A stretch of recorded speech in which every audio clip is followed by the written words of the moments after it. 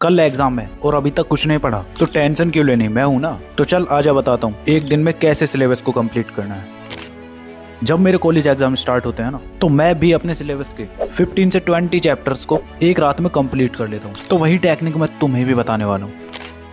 So hi everyone, this is Mukul Bhardwaj और आज की वीडियो में हम बात कर रहे होंगे कि एक रात में पूरे सिलेबस को कैसे कंप्लीट करना है। तो दो टाइप के स्टूडेंट्स के सिनेरियो लेकर मैं इस वीडियो में बात करने वाला हूँ, जिसमें टाइप 1 वाले बच्चे वो होंगे जिन्होंने थोड़ा बहुत पढ़ रखा है और उनके कुछ चैप्टर इनकम्प्लीट रह गए हैं, और टाइप 2 वो वाले बच्चे जिन्होंने अभी तक कुछ भी नहीं पढ़ा है। तो दोनों के लिए कंप्लीट स्ट्रेटजी होने वाली है अलग अलग। तो तुम कौन से वाली कैटेगरी में आते हो, टाइप 1 में या टाइप 2 में, कमेंट करके अभी बताओ। तो टाइप 1 के लिए सबसे पहले मैं तुम्हें प्रॉब्लम्स बता रहा हूँ कि इस टाइम पर ज्यादातर बच्चे क्या सोचते हैं, और यही मेन प्रॉब्लम्स है जिनकी वजह से बच्चे फेल तक हो जाते हैं। इसके बाद मैं तुम्हें बता रहा हूँ कि तुम्हें कैसे एग्जाम के पैटर्न का और सिलेबस का पता करना है। फिर तुम्हें स्ट्रेटजी का पता चलेगा कि क्या स्ट्रेटजी थी। फिर 3 स्टेप्स मैं तुम्हें बता रहा हूँ जिनकी हेल्प से तुम इनकम्प्लीट चैप्टर्स को कंप्लीट कर रहे होगे। उसके बाद लास्ट सबसे इंपॉर्टेंट रिवीजन टेक्निक। तो मेरी जान सबसे पहले बात करते हैं प्रॉब्लम्स की। जैसे ही एग्जाम्स पास आते हैं तो ज्यादातर बच्चे क्या करते हैं, सोचते हैं कि अब अच्छे से पढ़ूंगा, सब कुछ कंप्लीट कर दूंगा। अब सब कुछ करने के चक्कर में बहुत सारी चीजें बाद की छूट जाती हैं। तो ये सब करूंगा वाला एटीट्यूड तो तुम्हें बिल्कुल भी नहीं दिखाना। करना क्या है अभी आगे बताऊंगा, रुक जाओ। इसके बाद दूसरी प्रॉब्लम है कि डिटेल नोट्स बनाऊंगा।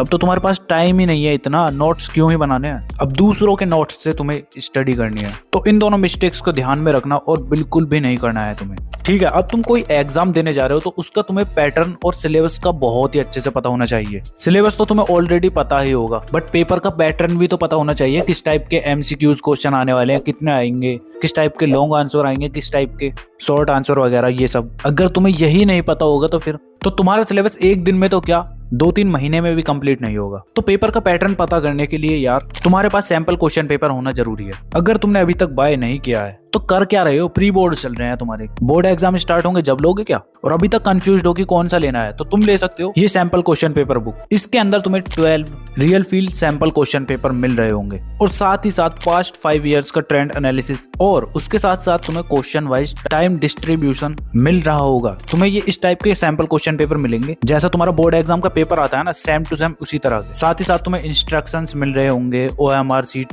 फिल करने के लिए, और एग्जाम रेडी आंसरिंग टेम्पलेट्स भी तुम्हें इसमें मिल रहे होंगे। टॉपर्स के एक्सप्लेनेशन तुम्हें उसमें मिल रही होगी, और most important competency based questions भी तुम्हें इसके अंदर मिलने वाले हैं। तो इन पेपर्स के अंदर बहुत कुछ तुम्हें मिलेगा, और इनके साथ साथ तुम्हें जो बोर्ड एग्जाम वाली तुम्हारी राइटिंग शीट होती है ना, वो भी मिलेगी, जिससे कि तुम अपने घर पर same to same board exam वाली फील ले सको। इसीलिए इनका नाम रियल फील रखा गया है। तो देर मत करो, अभी बाय कर लो। बोर्ड एग्जाम के पॉइंट ऑफ व्यू से ये बहुत ही ज्यादा इंपॉर्टेंट है। तो ये तुम्हें Amazon फ्लिपकार्ट पर कहीं भी मिल जाएगी, लेकिन तुम्हें इधर उधर जाने की जरूरत नहीं है। लिंक मैं तुम्हें डिस्क्रिप्शन में दे दूंगा, वहां से जाके बाय कर लेना। तो अगर तुम डायरेक्ट PW स्टोर से जाके बाय करते हो ना, तो तुम मेरा कूपन कोड LRN150 यूज कर सकते हो, जिससे तुम्हें और भी कुछ % का डिस्काउंट मिल जाएगा। तो जाओ अभी जाके बाय कर लो। तो ये पेपर्स तुम्हें सभी सब्जेक्ट के लिए मिल रहे होंगे। ऑर्डर कर लोगे तो 2-3 दिन में तुम्हारे पास आ जाएगी। कल वाले पेपर के लिए मैनेज कर लेना, ठीक है। तो बात करते हैं स्ट्रेटजी की। तो सबसे पहले यार तुमने पार्किंसंस लॉ तो सुना ही होगा, अगर नहीं पता है तो बताता हूँ चलो। तो इस लॉ के हिसाब से तुम जिस चीज को जितना टाइम दोगे ना, वो उसी टाइम में कंप्लीट होगी। अब अगर तुम्हारे माइंड में है कि तुमसे सिलेबस एक दिन में कंप्लीट नहीं होगा,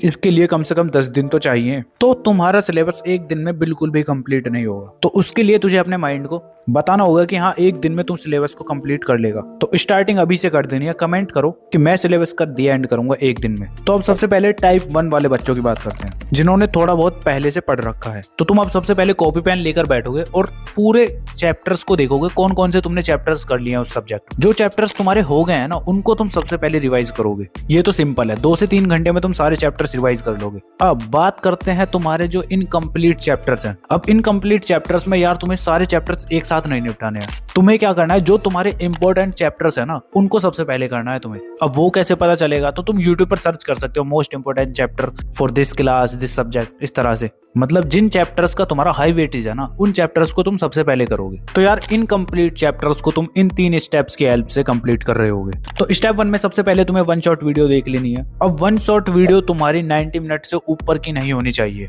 मतलब 1.5 घंटे के आसपास की तुम्हारी 1 शॉट वीडियो होने वाली है। अब डिटेल में पढ़ने के लिए टाइम बचा ही नहीं है, तो इसीलिए 1 शॉट वीडियो से पूरे चैप्टर का ओवरव्यू ले लोगे तुम। अब जैसे जैसे तुम 1 शॉट वीडियो देख रहे होगे ना, तो उसके साथ साथ तुम्हें NCERT लेकर भी बैठ जाना है। अब जो जो टीचर तुम्हें पढ़ा रहा है, उसके साथ साथ तुम NCERT को भी देखते रहोगे, मतलब थोड़ा बहुत पढ़ते रहोगे। अब 1 शॉट लेक्चर तुम्हें 2x या 1.5x पर देखना है। 2x तो काफी ज्यादा हो जाएगा अगर तुमने कुछ नहीं पढ़ा है तो, इसीलिए 1.5x पर तुम पूरे लेक्चर को देखोगे।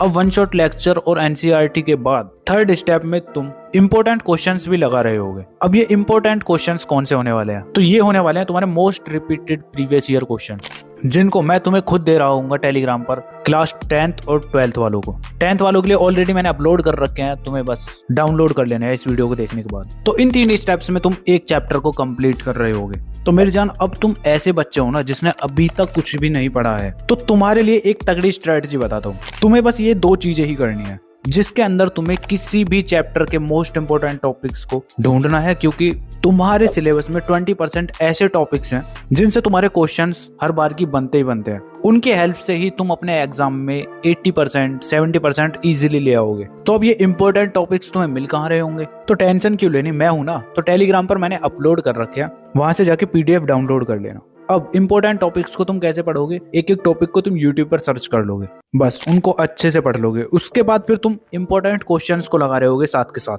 अब ये कहाँ मिलेंगे मैंने ऑलरेडी तुम्हें बता ही रखा है। तो ठीक है ना, तुमने अभी तक कुछ नहीं पढ़ा तो तुम्हें ये 2 चीजें करनी है, मोस्ट इंपोर्टेंट टॉपिक्स और मोस्ट इंपोर्टेंट क्वेश्चंस। जो कुछ छूट जाता है उसे एग्जाम के बाद कर लेना, बिकॉज ये प्री बोर्ड्स ही हैं तुम्हारे। अभी मेन फोकस तुम्हारा बोर्ड एग्जाम होना चाहिए। बस इतना सब कुछ तो तुम पढ़ लोगे, लेकिन उसके बाद जब तुम एग्जाम देने के लिए बैठते हो तो सब कुछ भूल जाते हो। अगर तुम्हारे साथ ये प्रॉब्लम है तो तुम्हें बिल्कुल भी टेंशन नहीं लेनी है। ये है तुम्हारा लैक ऑफ रिवीजन का नतीजा, क्योंकि तुम पढ़ तो बहुत ज्यादा लेते हो पर रिवीजन ही नहीं कर पाते।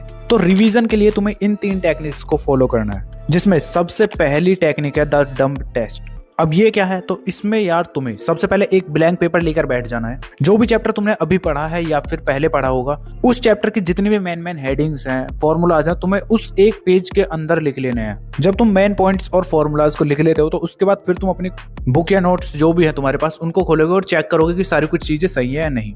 तो इस तरह से ये टेस्ट तुम्हारा कंप्लीट होगा, और रिवीजन करने का इससे बेस्ट टेक्निक कोई हो ही नहीं सकती। इसके बाद दूसरी टेक्निक है तुम्हारी एक्टिव रिकॉल टेक्निक। अब इस टेक्निक को तुम कहीं पर भी यूज कर सकते हो। अगर तुम बस में जा रहे हो तो उसमें यूज कर सकते हो, साइकिल पर जा रहे हो अपने स्कूल के लिए तब भी यूज कर सकते हो, या तुम कहीं मार्केट में भी हो तब भी यूज कर सकते हो। करना क्या है, जो भी तुम्हारा चैप्टर है ना उसके बारे में तुम सेम चीजें वही सोचो, फॉर्मूला और मेन पॉइंट्स अपने दिमाग में कि हाँ क्या क्या चीजें उस चैप्टर के अंदर थी। अगर तुम्हारे माइंड में सारी चीजें अच्छे से आ रही हैं तो बहुत ही अच्छी बात है। और अगर तुम कहीं पर भूल रहे हो चीजों को तो अपना फोन निकालो, गूगल पर या किसी पर भी सर्च करके उसके बारे में देख लो, और अपने घर पर बैठकर इस टेक्निक को यूज कर रहे हो तो अपनी बुक्स और नोट्स को उठाओ और उन भूली हुई चीजों को रिवाइज कर लो दोबारा से। और थर्ड टेक्निक है प्रीवियस ईयर क्वेश्चंस लगा के, जो कि मैंने तुम्हें ऑलरेडी बता रखा है। ठीक है, तो इन 3 टेक्निक्स को तुम्हें फॉलो करना है और टेंशन बिल्कुल लेनी नहीं है। वीडियो पर अभी तक बने हो तो कमेंट कर देना, मुझे भी तो पता चले कौन कौन अभी तक मेरे साथ है। तो ज्यादा सीरियस मत हो, चिल रहकर स्टडी करो। बस जो जो स्ट्रेटजी में मैंने बताया ना वही करो, बस इनफ है तुम्हारे लिए अभी।